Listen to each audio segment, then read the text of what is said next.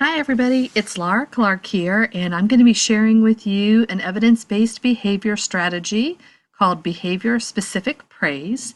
If you'd like to download a copy of the slides, please use the bit.ly link at the bottom of this slide.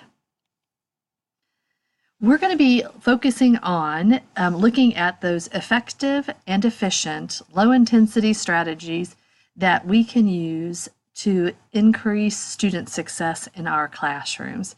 This strategy was featured in Beyond Behavior's December 2018 issue, which had a ton of fantastic articles, as you can see here through the table of contents.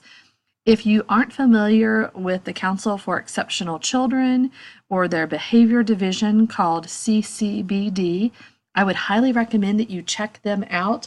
They are our premier organization for supporting students with disabilities and students with significant and challenging behaviors that we find in our general education and special education classrooms. This specific strategy is called behavior-specific praise, and the strategy is just like the name says, where we're going to provide praise that is very specific to that appropriate behavior the student demonstrates. We're focusing on what we want the student to do and making sure that our praise is specific enough that the student could repeat that behavior over time because they know specifically what they did to earn your praise in the first time. So just walking around saying to kids, great job, way to go, woohoo, love it, woot, woot, while those are fun ways to encourage and build positive classroom culture, it doesn't lend itself often to students repeating behaviors that you want to see. If, though, you say, great job having your paper and pencil ready, way to go. That's some specific praise that the student can repeat over time. Oh, I was praised because my paper was out and my pencil was ready. I'll do that again tomorrow. Or awesome job in organizing your paragraphs from the first event that happened to the last event that happened. That specific praise allows a student to repeat that behavior over time. Or thanks for lining up so quietly. We're going to be able to follow all of our classroom expectations when we follow rules like that. When we use behavior-specific praise, it can provide us with two great outcomes. One is it provides some positive reinforcement to students, and it's an excellent teaching tool because it's communicating the very specific behavior expectations that we have for our classrooms and those behaviors we want to see again. So the first thing we always want to do with this process is look at our current rate as adults of that general woot woot, way to go praise versus that behavior specific praise. So whether you want to take a tally count of the different kinds of praise that you are giving, whether you want to ask another adult or some students in your classroom to give you a tally mark every time you give general praise or specific praise, but you'll want to look and see what's your current ratio, and are you giving enough behavior-specific praise that students know your exact expectations.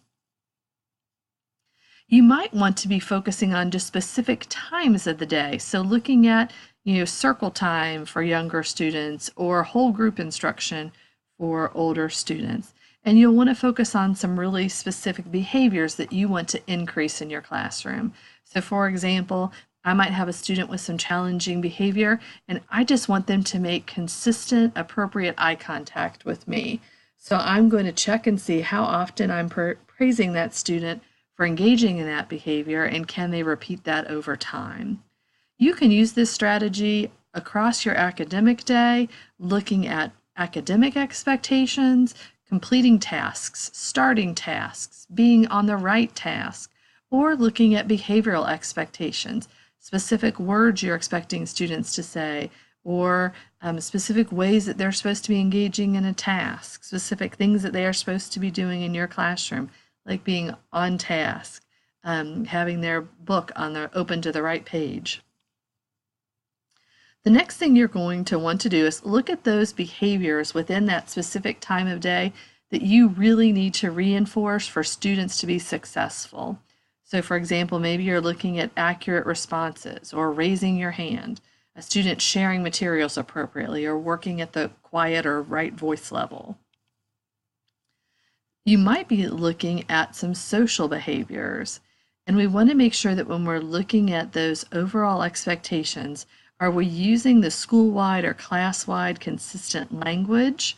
And also then drilling down into the specifics. So for that first example, class, thanks for showing respect, which is our general expectation. By keeping your eyes on the speaker, that would be the specific behavior the student is exhibiting. This really helped us all focus on the learning. So hopefully the student is making the connection with, to focus on the learning, I need to keep my eyes on the speaker. That's me showing respect. The next example, thanks to Thea for showing respect while Max talked by keeping her eyes on him, her hands in her lap, and her book closed. This really helped her focus on the learning. So again, that very specific praise that a student could repeat over time. We definitely want to keep in mind that we want to praise effort over ability, because many students exhibit significant behaviors because they worry that they can't get the right answer or they don't know how to do it. So we really want to praise our students for their attempts, for their tries, for jumping in and trying to solve that problem. Not always focus on accuracy, although we do want students to be accurate, but mostly for the effort of beginning that task with an appropriate attitude.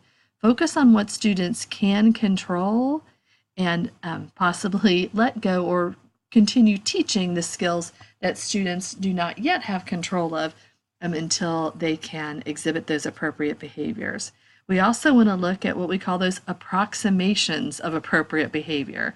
So a student might not be doing a task 100% accurately, but if at the beginning of the year they weren't doing it at all and now they're doing it once or twice out of 10 opportunities, we want to praise those 1 or 2 times that they're doing it, giving them some very specific feedback. We want to be super intentional when we're using behavior-specific praise and really practice so that it sounds natural. Sometimes you're going to want to script out a few statements and run them by some people to make sure they sound authentic and genuine. You don't want students to think that you are not being genuine or authentic in your praise. So you really want to make sure it sounds real and also appropriate to the age and ability of the students with whom you're working. So while kindergartners might really love a woot woot, if you do that in high school, they might think you're a little off. We also want to make sure that we're balancing the amount of individual praise and class-wide or group-wide praise that we're offering. And take some data. It doesn't hurt to give ourselves some behavior-specific praise. Way to go, Laura. You praised your students 5 times more this week during whole group instruction than yesterday. So some scripted statements that I might want to work out are, I like the way you are, ... Or, excellent job getting your paper and pencils and book out.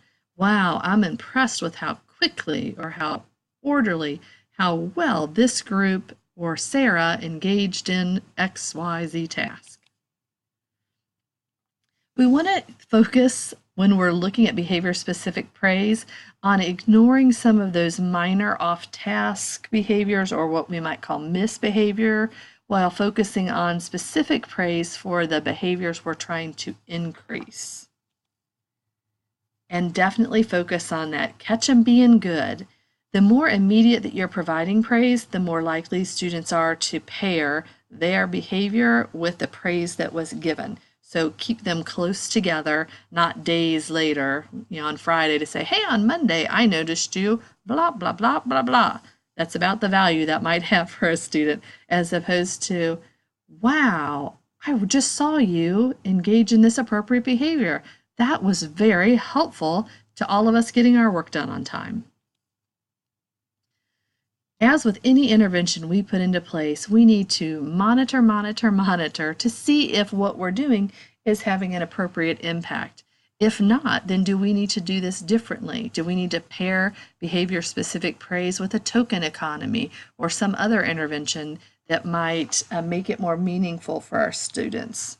We definitely want to focus on what we call that just right dose that leads to an increase in the appropriate behavior, but doesn't leave a student long-term dependent on our engagement with them for them to be successful. Some students will always need praise or always need a token economy to engage in appropriate behaviors, but other students might develop that skill over time as they begin to pair that appropriate behavior with, for example, getting done earlier on an assignment.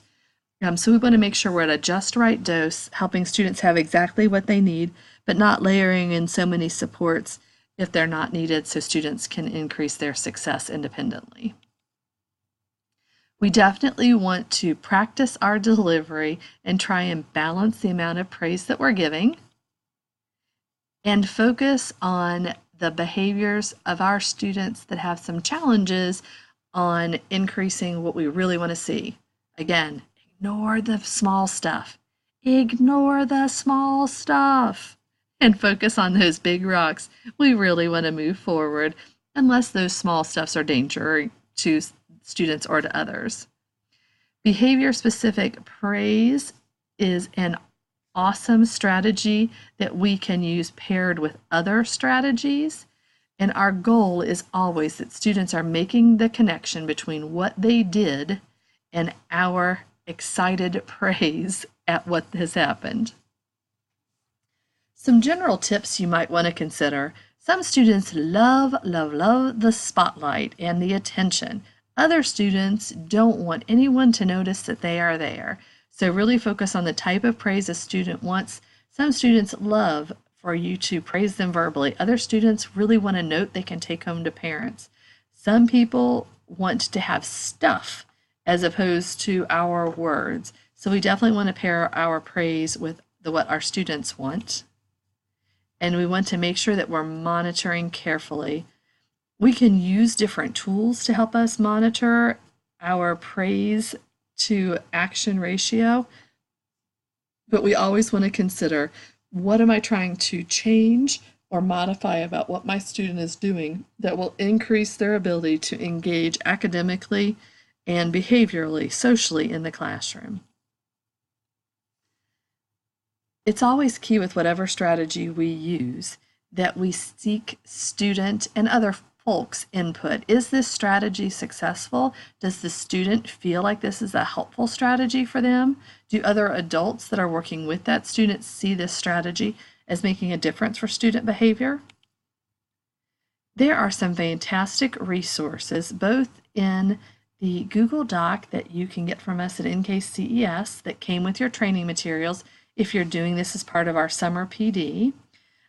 But if you are not and still want to check out some great resources, websites like the CI3T website have videos and data collection tools and all kinds of great resources that you can use to increase your fluency and understanding of this strategy and many, many more.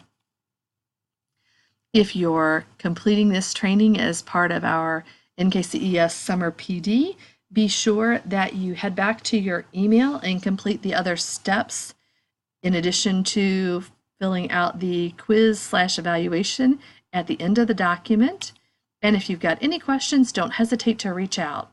For more great trainings, come on back to the NKCES website and check out what's coming up on the calendar. See you around.